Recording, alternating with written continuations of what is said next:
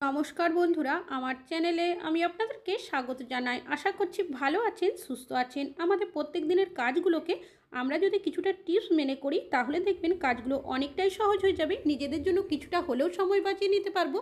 তেমনই কিছু ছোট ছোট ইউজফুল টিপস আপনাদের কাছে শেয়ার করব। চলুন দেখে নেওয়া যাক আজকের প্রথম টিপসটা। আমি এখানে নিয়েছি একটা শাড়ি। আমাদের অনেকেরই বাড়িতে কিন্তু এমন ধরনের শাড়ি থাকে, বিশেষ করে সিনথেটিকের বা এমন শাড়ি যেগুলো দেখবেন একটু নাড়াচাড়া করলে বা কোনোভাবে যদি পড়ে যায় শাড়িটা, সেক্ষেত্রে ভাঁজটা সহজেই খুলে যায়। তো আমরা কি করি, যে কোনো শাড়ি এইভাবে করে কিন্তু ভাঁজ করে হ্যাঙ্গারের মধ্যে গুছিয়ে রাখি। তবে এই ধরনের যে সিনথেটিকের শাড়িগুলো হয়, যখন অন্যান্য জামা কাপড় আমরা আলমারি থেকে বের করতে যাই, দেখবেন অনেক সময় এভাবে করে হ্যাঙ্গারের সাইড হয়ে যায়। কখনো কখনো শাড়িটা কিন্তু হ্যাঙ্গার থেকে পড়ে যায়, যার কারণে শাড়ির ভাঁজটাও খুলে যায়। তখন কিন্তু আবারও আমাদের ভালোভাবে ভাঁজ করে রাখতে হয়। বারবার হতে থাকে, আমাদের নিজেদেরও কিন্তু অনেকটাই বিরক্ত লাগে। তো আপনারা যখনই এই ধরনের শাড়ি হ্যাঙ্গারের মধ্যে গুছিয়ে রাখবেন, কিভাবে রাখলে সহজে শাড়িটা হ্যাঙ্গার থেকে বেঁকেও যাবে না, এমনকি শাড়ি খুলে পড়েও যাবে না। তো তার জন্য নিয়ে নেবেন দুটো ক্লিপ। জামা কাপড় মেলার যে ক্লিপ হয়, সেই ক্লিপই আমি এখানে নিয়েছি। এইভাবে করে সাইডে আটকে দিচ্ছি। তো দেখতেই পাচ্ছেন দুটো সাইডে এইভাবে আটকে। আর এই হ্যাঙ্গারটা আপনারা যতই এইভাবে করে নাড়াচাড়া করেন না কেন, শাড়িটা কোনোভাবেই দেখবেন এক সাইড থেকে অন্য সাইডে সরেও যাবে না। হ্যাঙ্গার থেকে পড়ে যাওয়া তো দূরের কথা, আমি নাড়িয়েও আপনাদেরকে দেখিয়ে দিলাম।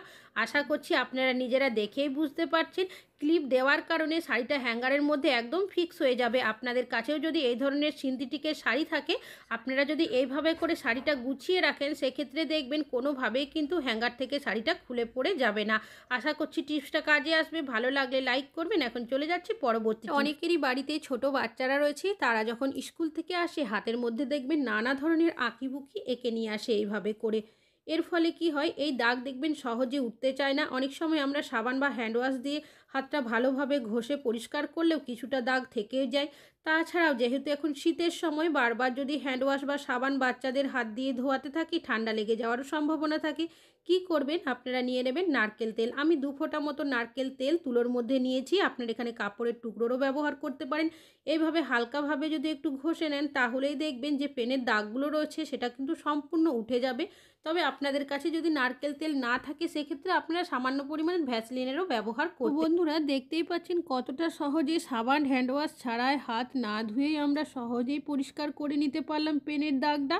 আশা করছি টিপসটা আপনাদের কাজে আসবে। ভালো লাগলে লাইক করবেন। এখন চলে যাচ্ছি পরবর্তী টিপসে। নিয়েছি লেবু।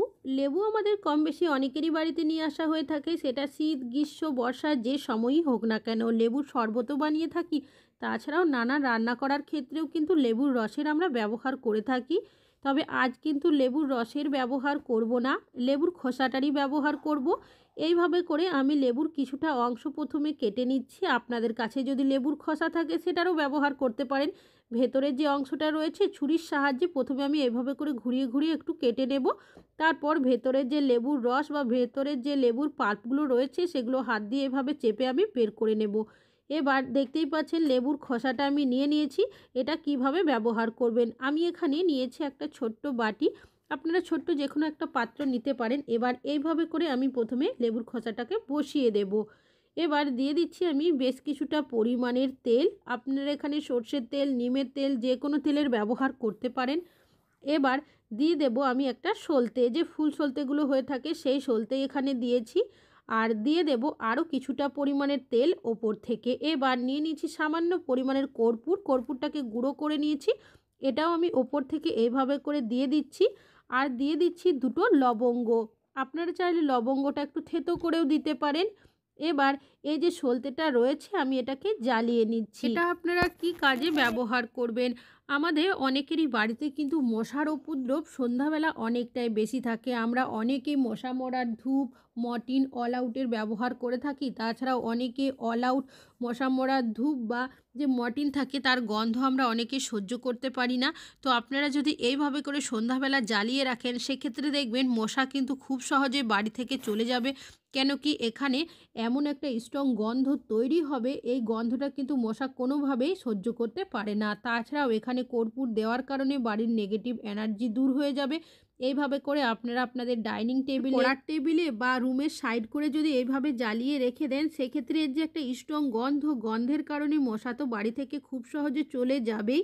তাছাড়াও কর্পূর লবঙ্গ দেওয়ার কারণে বাড়িতে একটা পজিটিভ এনার্জি কাজ করবে। আশা করছি টিপসটা কাজে আসবে। ভালো লাগলে লাইক করবেন। এখন চলে যাচ্ছি পরবর্তী টিপস। আমি এখানে নিয়েছি চিনি। চিনি আমাদের প্রত্যেকেরই বাড়িতে রয়েছে, তবে অনেক সময় দেখবেন কোনো কারণে যদি ঢাকনাটা ঢিলে হয়ে যায় সেক্ষেত্রে বাইরের হাওয়া বাতাস ঢুকে যায়। তাছাড়াও ভিজে হাত যদি দিয়ে দিই কোনোভাবে, অনেক সময় দেখা যায় এইভাবে করে ভিজে ভিজে হয়ে যায়। এইভাবে যদি কিছুদিন থাকে চিনিটা একদম কিন্তু গলে যায়। এই ধরনের সমস্যা যদি আপনাদের ক্ষেত্রেও হয়ে থাকে সেক্ষেত্রে আপনারা কি করবেন, নিয়ে নেবেন একটা বড় সাইজের প্লেট বা থালা, তারপর চিনিটাকে এভাবে ঢেলে দেবেন। এবার চারিদিকে এভাবে করে ছড়িয়ে দিতে হবে। তো দেখতেই পাচ্ছেন কতটা ভিজে হয়েছে, চিনিগুলো কিন্তু হাতের মধ্যে লেগে আসছে। এইভাবে করে আমি ছড়িয়ে দিলাম। এবার নিয়ে নিচ্ছি এখানে আমি কিছুটা বিস্কুটের টুকরো। আমাদের প্রত্যেকেরই বাড়িতে কিন্তু বিস্কুট নিয়ে আসা হয়ে থাকে। অনেক সময় দেখবেন বিস্কুটগুলো এভাবে করে যখন টুকরো হয়ে যায় অনেক সময় কিন্তু এই বিস্কুটের টুকরোগুলো কেউ খেতে চায় না। তো এই বিস্কুটের টুকরোগুলোই আমি এইভাবে করে মুড়ির মধ্যে দিয়ে দিয়েছি। এবার আপনারা কি করবেন, হাত দিয়ে এইভাবে করে একটু নাড়িয়ে নেবেন। এইভাবে করে নাড়িয়ে নিয়ে আপনারা কি করবেন, 5 মিনিটের জন্য এভাবে রেখে দেবেন। এইভাবে 5 মিনিট রাখলেই দেখবেন চিনির মধ্যে যে ভিজে ভাবটা থাকে সেটা কিন্তু বিস্কুট খুব সহজেই অ্যাবজর্ব করে নেবে। আর এইভাবে আপনারা কিন্তু খুব সহজেই চিনিটা ঝরঝরে করে নিতে পারেন। আশা করছি টিপসটা কাজে আসবে। তারপর বিস্কুটগুলো এখান থেকে তুলে নেবেন। ভালো লাগলে লাইক করবেন। এখন চলে যাচ্ছি পরবর্তী টিপসে। এতে কিন্তু আয়রন রয়েছে। আমরা যখন আয়রন করি তখন দেখবেন অনেক সময় কি হয়, ওয়াটার প্রিন্টের বা এমন কিছু জামা কাপড় থাকে যেগুলো আয়রন করার সময় আয়রনের মধ্যে লেগে যায়, বা কখনো কখনো জামা কাপড় যদি কোনোভাবে পুড়ে যায় সেক্ষেত্রে এই দাগ কিন্তু আমরা সহজে তুলতে পারি না। কেন কি, ইলেকট্রিক্যাল জিনিস যদি জলের ব্যবহার করতে যায় সেক্ষেত্রে কিন্তু খারাপ হওয়ারও সম্ভাবনা থাকে।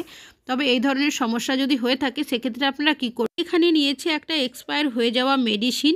আপনারা যে কোনো এক্সপায়ার হয়ে যাওয়া মেডিসিনের ব্যবহার করতে পারেন। এবার আয়রনটাকে কিন্তু একটু গরম করে নিয়েছি। গরম করার পর আপনারা যদি এইভাবে এই মেডিসিনটা দিয়ে হালকাভাবে ঘষতে থাকেন তাহলেই দেখবেন যে দাগগুলো থাকবে আয়রনের মধ্যে, সেটা পোড়া হোক বা ওয়াটার প্রিন্টের দাগ হোক, যে কোনো দাগ কিন্তু সহজেই এই মেডিসিনের সাহায্যে আপনারা তুলে নিতে পারবেন। তো দেখতেই পাচ্ছেন কতটা সহজে এইভাবে পরিষ্কার করে নিয়ে শুকনো কাপড়, তো সুতির কাপড় নেওয়ার চেষ্টা করবেন বা তাওয়াল নিয়ে নেবেন। তারপর এইভাবে যদি আপনারা মুছে নেন তাহলেই দেখবেন আয়রনটা কিন্তু একদম ভালোভাবে পরিষ্কার হয়ে যাবে। আশা করছি টিপসটা আপনাদের কাজে আসবে। ভালো লাগলে লাইক করবেন। এখন চলে যাচ্ছি পরবর্তী টিপসে। আমি এখানে নিয়েছি মশলার প্যাকেট। আমাদের অনেকেরই বাড়িতে কিন্তু কোনো না কোনো মশলা নিয়ে আসা হয়ে থাকে। তবে মশলা যখন শেষ হয়ে যায় বা মশলাটা যখন কোনো কৌটো বা জারের মধ্যে ঢেলে রাখি সেক্ষেত্রে এই মশলার প্যাকেটগুলো কিন্তু সকলেই ফেলে দিই, কোনো কাজে ব্যবহার করি না। তবে এই ধরনের মশলার প্যাকেটগুলো ফেলে না দিয়ে কীভাবে ব্যবহার করবেন, তো আপনারা চাইলে ওপরের যে অংশগুলো রয়েছে মুড়িয়েও দিতে পারেন। তবে আমি এভাবে হাতের সাহায্যে কেটে নিচ্ছি। আপনারা চাইলে কাঁচি দিয়েও কাটতে পারেন। তো দেখতেই পাচ্ছেন চারদিকটাই কিন্তু আমি এইভাবে করে কেটে নিয়েছি। এবার এটাকে কি কাজে ব্যবহার করবেন, তো আমি এখানে নিয়েছি দুটো ক্লিপ, জামা কাপড় মেলার যে ক্লিপ হয় সেই ক্লিপ নিয়েছি। এইভাবে করে প্যাকেটের মধ্যে আটকে দেব। আপনারা কোথায় কিভাবে ব্যবহার করবেন, আমরা ফ্রিজের ব্যবহার প্রত্যেকেই করে থাকি। ফ্রিজের মধ্যে অনেক সময় এত জিনিসপত্র রাখা হয়, দেখবেন আমাদের কিন্তু অন্যান্য জিনিসপত্র রাখার জায়গা থাকে না। বিশেষ করে ছোটোখাটো জিনিসপত্র, কাঁচা লঙ্কা, আদা, এগুলো রাখার জন্য আপনারা কিন্তু এইভাবে করে এই যে মশলার প্যাকেটটাকে কাজে লাগিয়ে নিতে পারেন। আর একটা সাইডে যদি রেখে দেন ভালোভাবে গোছানোও থাকবে। তাছাড়াও আপনাদের যদি জায়গা না থাকে এভাবে কিন্তু ফ্রিজের মধ্যে একটা সাইডে জায়গা বানিয়ে নিতে পারেন। ভালো লাগলে লাইক করবেন। এখন চলে যাচ্ছি পরবর্তী টিপসে। আমি এখানে নিয়েছি বেলন চাকি। আমরা প্রত্যেকেই কিন্তু রুটি বেলার জন্য বেলন চাকির ব্যবহার করে থাকি। তবে যখন আমরা বেলন চাকিটাকে ধুয়ে পরিষ্কার করে নিই প্রত্যেকেই শুকিয়ে রেখে দিই। তবে এইভাবে রাখলেও অনেক সময় দেখা যায় যেহেতু কাঠের জিনিস ফাঙ্গাস ধরে যায়, তখন আবারও কিন্তু বারবার করে আমাদের ধুতে হয়। আর সেক্ষেত্রে এই ধরনের সমস্যা হলে কাঠের জিনিস কিন্তু দেখা যায় সহজে নষ্ট হয়ে যায়। তবে আপনারা যখনই কাঠের বেলন চাকি হোক বা অন্যান্য কোনো জিনিস ধুয়ে পরিষ্কার করে রাখবেন তারপর কি করবেন, একটু সর্ষের তেল আপনারা এইভাবে করে মাখিয়ে নেবেন। এতে কি হবে, কাঠের জিনিসপত্রের মধ্যে সহজে ফাঙ্গাস ধরবে না, আপনারা অনেক দিন পর্যন্ত ব্যবহার করতে পারবেন। আশা করছি টিপসটা কাজে আসবে। রুটি করার পর অনেকেই আমরা ডাইরেক্ট কিন্তু বেলন চাকিটা কিচেনের সাইডে রেখে দিই। এর ফলে কি হয়, বেলন চাকির মধ্যে কিছুটা হলেও আটার গুঁড়ো বা আটা লেগে থাকে, যার কারণে ছোটোখাটো পোকামাকড় বা টিকটিকি মুখ দিয়ে দেয়। তো তো এইভাবে খোলা অবস্থায় না রেখে একটা পরিষ্কার প্যাকেটের মধ্যে যদি রেখে দেন তাহলে কিন্তু কোনো পোকামাকড় বা টিকটিকি মুখ দিতে পারবে না। আশা করছি আপনাদের এই টিপসটা কাজে আসবে। ভালো লাগলে লাইক করবেন। এখন চলে যাচ্ছি পরবর্তী টিপসে। এটি একটা সেফটি পিন। আমরা সেফটি পিন নানাভাবে নানা কাজে ব্যবহার করে থাকি। তবে অনেক সময় আমরা দেখবেন আমাদের জামা কাপড়ের মধ্যে বা শাড়ি ব্লাউজ পরার সময় অনেক সময় কিন্তু আমরা এই সেফটি পিনের ব্যবহার করে থাকি। তবে সমস্যা হয় কি, সেফটি পিনটা অনেক সময় এমনভাবে আটকে যায় জামা কাপড়ের মধ্যে, তখন কিন্তু সেই জামা কাপড়ও ছিঁড়ে যায়, সেফটি পিনটা অনেক সময় ভেঙে যায়।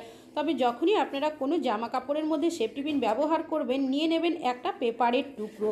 আমি ছোট্ট একটা পেপারের টুকরো নিয়েছি, এইভাবে করে দুভাঁজ করে নিয়েছি। এবার কি করব, এই সেফটি পিনটা পেপারের মধ্যে এইভাবে করে প্রথমে লাগিয়ে নেব।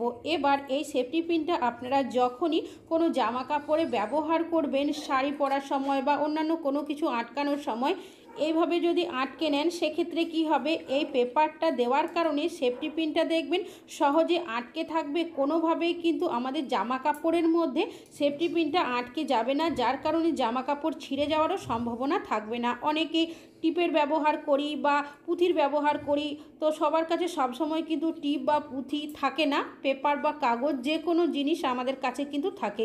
এইভাবে করে লাগিয়ে নিলে আমাদের কাজটি করতেও অনেকটাই সুবিধা হবে। ভালো লাগলে লাইক করবেন। এখন চলে যাচ্ছি পরবর্তী টিপস। নিয়েছি একটা বটি। আমরা বটির ব্যবহার কম বেশি অনেকেই করে থাকি। সবজিপাতি কেটে থাকি, মাছ মাংস কেটে থাকি। তবে অনেক সময় দেখবেন সবজিপাতি কাটার ফলে কি হয়, বটির মধ্যে সবজির রসকস লেগে যায়, যার কারণে বটিটা অনেকটাই নোংরা হয়ে যায়। দিনের পর দিন যদি এরকম থাকে, অনেক সময় মরচে পড়ে যায়। এর ফলে কি হয়, বটির ধারটাও অনেকটাই কমে যায়। তখন আমরা বাজারে নিয়ে যাই বটিটা ধার করে নিয়ে আসতে, বা অনেক সময় অনেকে কিন্তু নতুন বটিও কিনে থাকি। তবে আপনারা কোনো রকমের নতুন বটি না কিনে বা ধার না করিয়ে বাজারে গিয়ে একটা কাজ করে নিতে পারেন। আমাদের প্রত্যেকেরই বাড়িতে কিন্তু চিনি রয়েছে, সামান্য পরিমাণে চিনি আপনারা এইভাবে করে দিয়ে দেবেন। আর নিয়ে নেবেন একটা তেজপাতা। তেজপাতা তো আমাদের প্রত্যেকেরই বাড়িতে রয়েছে। তেজপাতাটা দিয়ে আপনারা এইভাবে যদি হালকাভাবে ঘষে নেন, তাহলেই দেখবেন বটির মধ্যে যে নোংরা বা যে জং বা মরচে থাকে সেটা কিন্তু সহজেই উঠে যাবে। তো দেখতেই পাচ্ছেন কতটা সহজে কিন্তু উঠে গেল। ঠিক একইভাবে উল্টো সাইডেও আমি কি করব, যে চিনির দানাগুলো নিচে পড়ে রয়েছে সেইগুলো তুলে তারপর বটির এই সাইডে এইভাবে করে দিয়ে দেব। একইভাবে আমি তেজপাতাটা দিয়ে আবারও এই সাইডটা ঘষে নিচ্ছি। তো দেখতেই পাচ্ছেন বন্ধুরা, এইভাবে করে আমরা বটির নোংরা বা যদি জং বা মরচে থাকে সেটা কিন্তু সহজেই তুলে নিতে পারি। আর এইভাবে চিনি দিয়ে ঘষলে অনেক সময় দেখবেন আমাদের বটির কিছুটা হলেও ধার কিন্তু চলে আসে। তবে এর থেকেও বেশি যদি আপনারা ধার করতে চান, সেক্ষেত্রে আপনারা কি করবেন চলুন দেখে নেওয়া যাক। তো আমাদের প্রত্যেকেরই বাড়িতে কিন্তু ডাবু, হাতা, খুন্তি এই ধরনের জিনিস থাকে। তো আপনারা এইভাবে করে উল্টো করে ধরবেন, তারপর যদি এইভাবে ঘষে নেন, তাহলেই দেখবেন বটির মধ্যে যে ধারটা চলে যায় সেটা কিন্তু অনেকটাই চলে আসবে। তবে একটা সাইড করলে কিন্তু হবে না, দুটো সাইডই এইভাবে ঘষে নিতে হবে। তো দেখতেই পাচ্ছেন বন্ধুরা, যে বটিটার মধ্যে জং বা মরচে ছিল সেটাও উঠে গেছে, এমনকি বটির ধারটা কিন্তু এখন অনেকটাই চলে এসেছে। এবার বটিটাকে জল দিয়ে ধুয়ে আমি আপনাদের ভালোভাবে দেখিয়ে দিচ্ছি, তাহলে কিন্তু আপনারা নিজেরাই বুঝতে পারবেন। তাহলে বন্ধুরা, আশা করছি আপনাদের এই টিপসটিও কাজে আসবে। ভালো লাগলে লাইক করবেন। আজকে এখানেই শেষ করছি।